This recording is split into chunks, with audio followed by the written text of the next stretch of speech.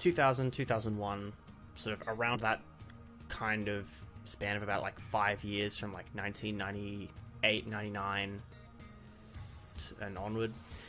It was peak like overcorrection era for fighting game balancing design, because like that was around the time where you got Third Strike and a bunch of other like games where like the main kind of, like looking back, the main kind of defining feature of like how these games were balanced was that a lot of them were balanced very conservatively, primarily in response to previous games in their series that were kind of a lot wilder. So like Third Strike is a really good example, because I think Third Strike came out in like 1999, and that game has a lot of attacks that are very slightly negative on hit, and a bunch of other like weird kind of frame data things. And the primary reason for that is because the frame data on a lot of attacks in Second Impact was really strong. Like, it's kind of exemplified when you compare like Second Impact Sean to Third Strike Sean. Like, Second Impact Sean was really good. He had like really strong like links into super, and just really generous frame data on a lot of his buttons. It was the same deal with Ibuki. And you look at Third Strike Sean as just every, like, so many buttons are like punishable on hit. One of his buttons had like, and I think he got like his Far Fierce or something removed, which hurt him a lot. It was that period where developers were starting to consider their games a bit more, but didn't, obviously because it was like the 90s and the early 2000s, they didn't really have like the context of like how fighting games work that all the developers have now. So there was bound to be like overcorrections, you know, just go too hard in the other direction. I think Tekken 4 is kind of the same thing, because obviously prior to Tekken 4 you had Tekken 3 and Tekken Tag Tournament. So Tekken 3 and Tekken Tag Tournament were kind of games about like, so those games were about you know, strong launches, big damage juggle combos, really strong movement. And what I find so fascinating about Tekken 4 is that a lot of its design feels like it was very much a response to like just how things worked in Tekken 3 and Tekken Tag Tournament. But then a lot of like the actual new stuff that it brought in as well just kind of tied everything together in such an interesting and like really neat way that I wish had kind of been carried forward. When I say the game is kind of feels like a response to Tekken 3 and Tekken Tag Tournament, like, I think Kazuya is actually a really good example of this, because so this was actually the first game that any Mishima outside of Jin had Electric Wind God Fist. Kazuya and Heihachi, they were both in tag, and they both had, you know, Wind God Fist, and it was, you know, launcher on normal hit, minus 10 on block, stuff like that. And this is the first time Kazuya had Electric Wind God Fist. But yeah, so you get Electric Wind God Fist here. You can see that it doesn't push back very far. If you compare it to like Tekken 5 or even, you know, Tekken 7, the pushback on Electric Wind God Fist is a fair bit more significant. You know, it pushes you almost about like to here. Like, it gives you a lot of space to work with. And God, what's the frame data for Electric in Tekken 7? It's like plus 4 or 5 on block, I think. Around that, yes, but plus 4 or 5. In Tekken 4, Electric is only plus 2 on block. So not a whole lot to work with there. Okay, you know, he's basically got, you know, Jin's electric from Tag 2 and from Tag 1, sorry, and that was like that was a strong, you know, move. Like, we gotta tone it down a little bit. The other thing that happened was that if I just land Wind God Fist, I only get that. Like, this is not a normal hit launcher. Electric Wind God Fist isn't a normal hit launcher either. It's, from what I can tell, you don't actually get anything guaranteed off of that unless they're at the wall.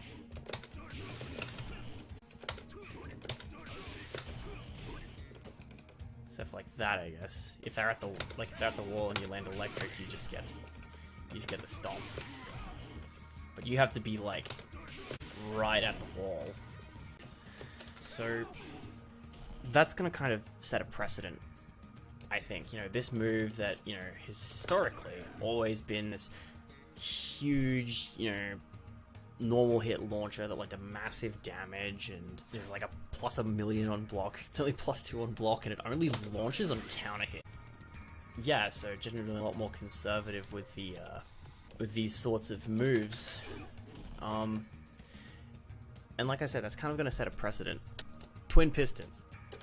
While standing 1-2. 13 frame normal hit launcher.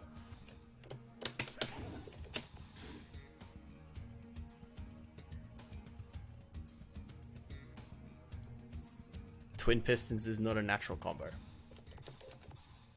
However, it is a natural combo on counter hit.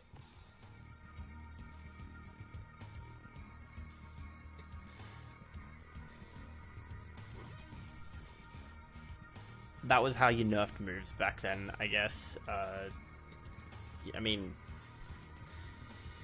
they weren't really at the level where thinking like, okay, in what instance would you use this as a counter hit?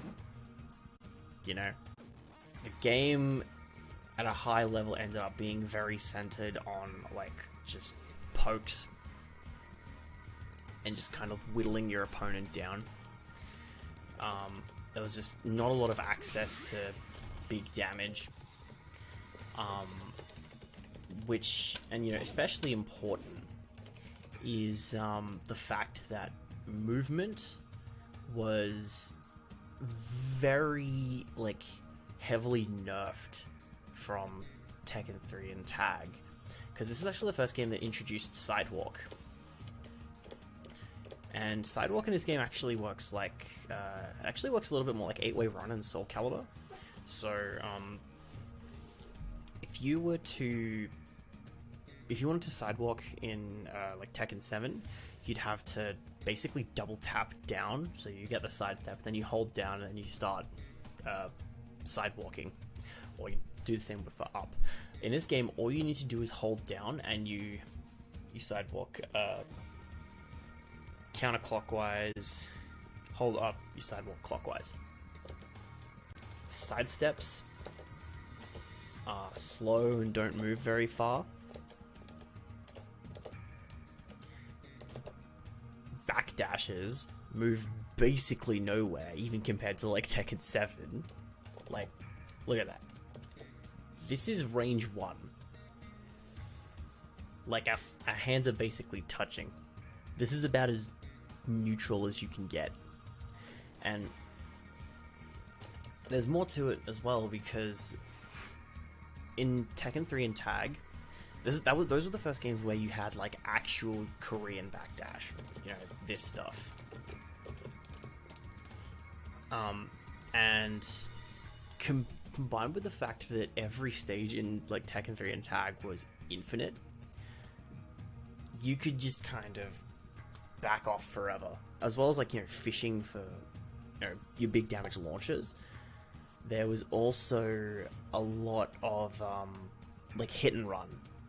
Like a really good example of that is not necessarily with Korean backdash, but if you watch ka-en-byou play Tekken Tag tournament, he was a Lei King player, and he'd basically like find his damage either with, you know, King gets a throw or something, or, you know, Lei lands like one Razor Rush, and then he would use Haha Step, where it was like basically cancelling back 3+4, which sort of moves him backwards, and just sort of repeating it over and over, and it let him retreat really quickly and create a ton, just stupid amounts of space. Those kinds of hit and run tactics, I guess I didn't like them. I guess the Tekken team didn't like them. So what they did was they actually placed a like hard limit on how you can backdash cancel in this game. Okay. Yeah, I'm doing the same inputs, but if I try to do it beyond 2 backdashes, it will consistently not work. Like, you see I just started walking and then just crouched a little bit.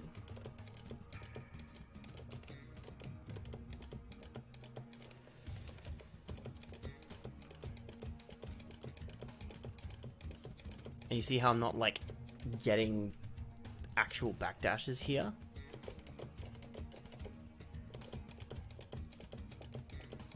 Like, I'm basically in, for every 2 KBD inputs, I'm getting 1 backdash.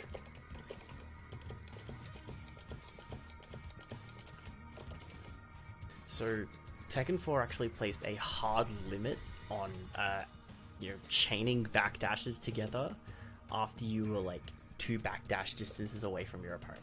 So, once you were 2 full backdash distances away from your opponent, you couldn't chain backdashes together anymore. So that actually really forced all the interactions to be out at this range. But yeah, so like just the hard limits on movement meant that you only had this much space to work with. And the other reason that poking was so important was because, you know, not only was there a lack of normal hit launchers, but the normal hit launchers that did exist didn't lead to like a whole lot of damage. The damage scaling kicked in super hard, super quickly. So like severely restricted movement compared to 3 and tag. Way less launchers. And very low damage juggles. You just didn't see a lot of like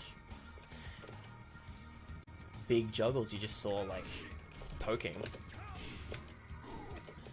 Matches would just kind of end up with people kind of moving around sort of around this sort of distance, and then just like throwing out pokes where they can. Oh, actually, let's just talk about walls stuff. So, this is the first game in the series that had walls as well. And walls also kind of like a limiter on, you know, how much space you can create, because it's like eventually you're going to back yourself against the wall, and that's no good, because, you know, walls mean extra damage for you. And walls are really, they operate in a really, like, interesting way in this game. And this especially is something that I would like to see kind of revisited conceptually in a future Tekken game. Just because, like, I kind of think wall damage in Tekken 7 is absurd right now, especially with Season 3. So, there are 2 kinds of wall splats in this game. So, this is just when you hit someone directly into a wall. This is wall splat as you know it from future Tekken games.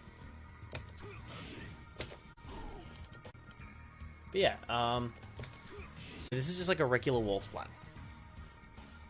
And it works basically the way you expect, you know. They splat against the wall, you get a free hit. There's also that other type of wall splat, if you... I'll do this. I'll leave that on, actually.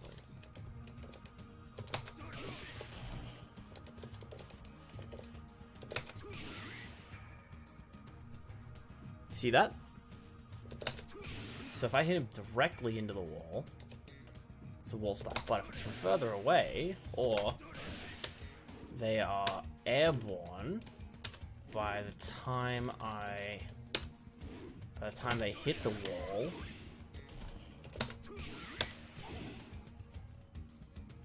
they can tech roll off the wall. Like that. So basically, if you hit the wall while you're in an airborne state, so yeah, they can wall tech. Like, if I get the wall splat, like, if I get like just a regular wall splat, down forward 4/4 isn't guaranteed because they can tech off the wall. And this was meant to be like, so, because you get bonus damage from hitting people into the wall, of course. Airborne hits against the wall will do more damage. But,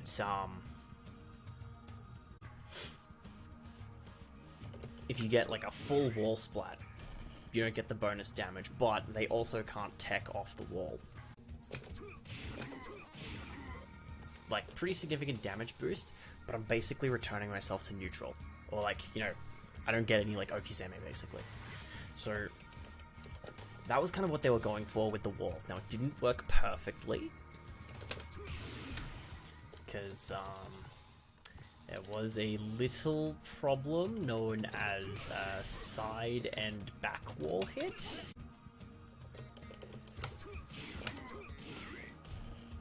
If they hit the wall,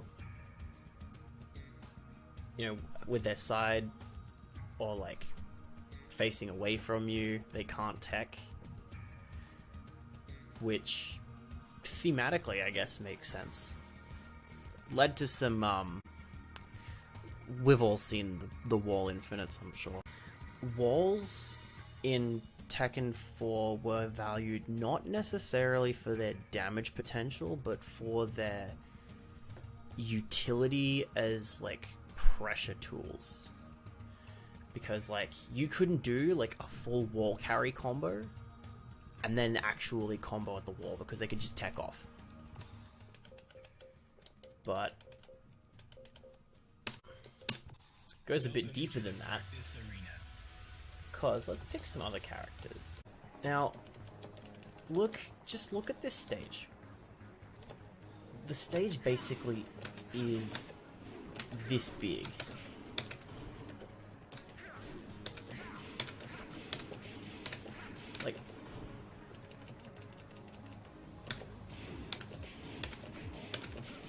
Like, this stage is huge.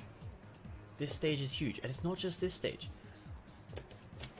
It's like, if you think you can go somewhere in these stages, you probably can. Like, look at this. This is massive. And like the layouts, like, it's not like a uniform layout for all of the stages. So, you know, you've got these walls here, you've got these like railings here that also function as walls. Literally, you see that, like, that beam behind us? Like, that's also an element that we can interact with. Like, so stage design accomplished... This stage design in Tekken 4 was, like, drastically different from anything else that was seen in the series, before or since.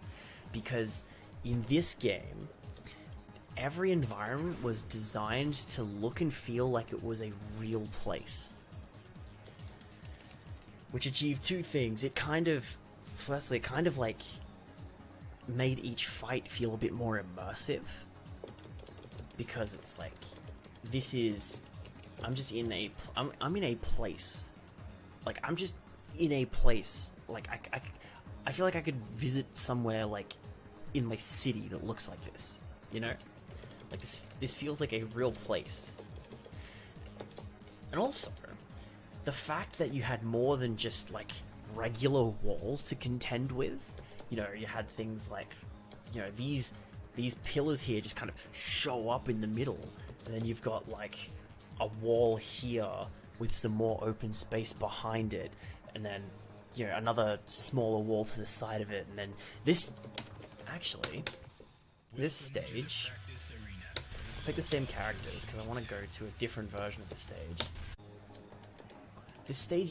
This game even had like sloped surfaces.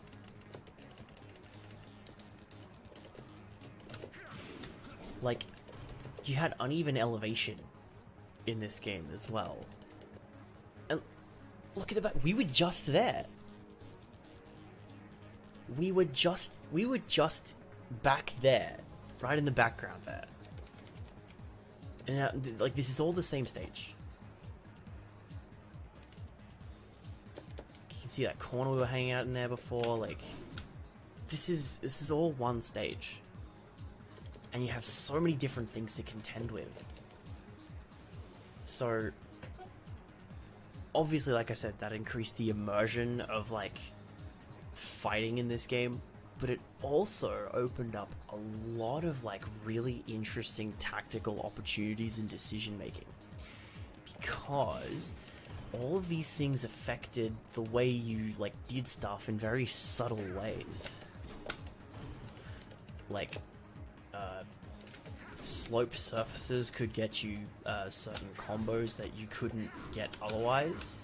But yeah, like, so you had slopes that affected you know, how you could do certain combos.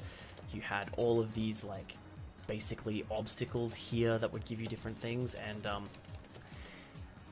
the fact that, like, you had to be aware of your environment when you were playing in this game. You know, you weren't contending with just your opponent.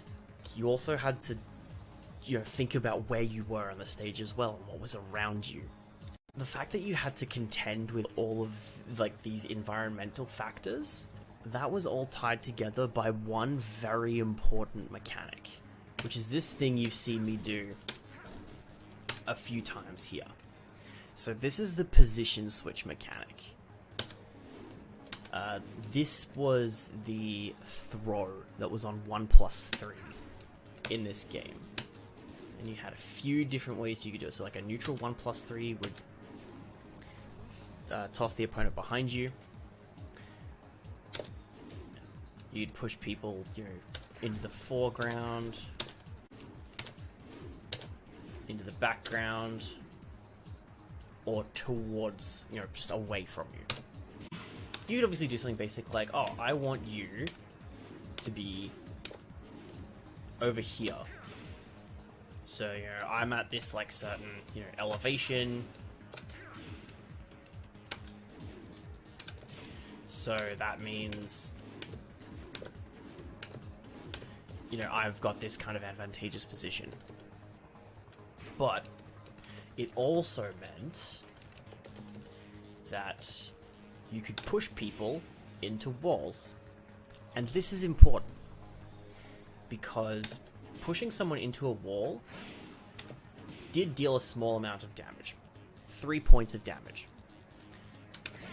And you could do it from most positions, since you could push people in, you could push people, like I said, into the foreground, into the background, forward, or toss them behind you. I'm shoving Yoshimitsu into the wall right now. And this is dealing 3 damage. But, just to show you. So Yoshimitsu is guarding. He is stand guarding.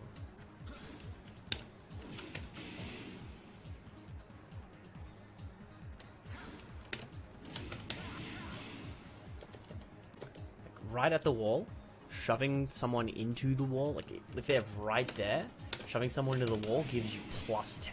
And if you manage to get like a really late or like a really meaty wall shove, you could actually get more frame advantage. So that encouraged you to actually, like, and obviously that was just like a quirk of, you know, the fact of just how it worked, but like that meant you had to pay like extra attention to the way stuff worked. like, you had to pay extra attention to where you were.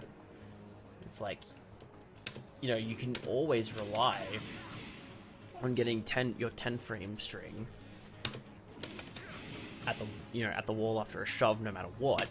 But if you knew that you could get something like a bit better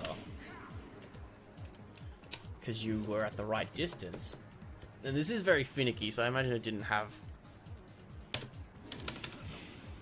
Like, if you get like a really late wall hit off a shove, you get more frame advantage.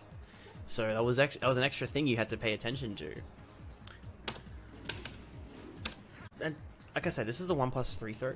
Obviously, you do still have normal throws. They're on 2+4.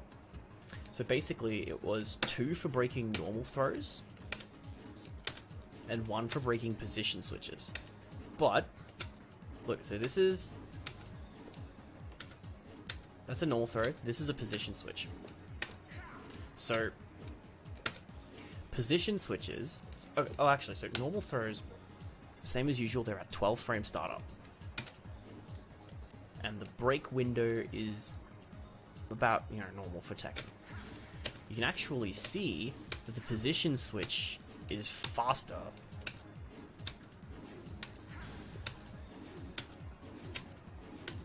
And it's actually got a smaller break window as well, so they were much harder to react to. So you almost kind of had to read. That's kind of the main, like, thing in this game that is so cool. It's got these really diverse environments where their benefit comes largely from their, like, tactical usage. And you had the position switches just kind of tying it all together. Like, I want you, not just, I want to shove you into the wall so I get like a free 10 frame punish, essentially. It's, I want you over here. Like, no, I want to be, like, below you on the stairs. Or like, you know, I want to have the high ground here. Or I want you next to the wall, or I want you, like, I want to move you towards this wall here, or to this pillar over there, like it's cool. You're actually, like, interacting. You're thinking about the stage in this game as, like, an entity unto itself. Like, it's not like an active participant in the fight, but it's like something you really need to pay attention to. It's like you really got to use your noggin when you're, you know, fighting on any of, like, the really diverse stages in this game. You got to contend with all sorts of different, like, levels of uneven elevation. Different wall placements, and just it's so cool.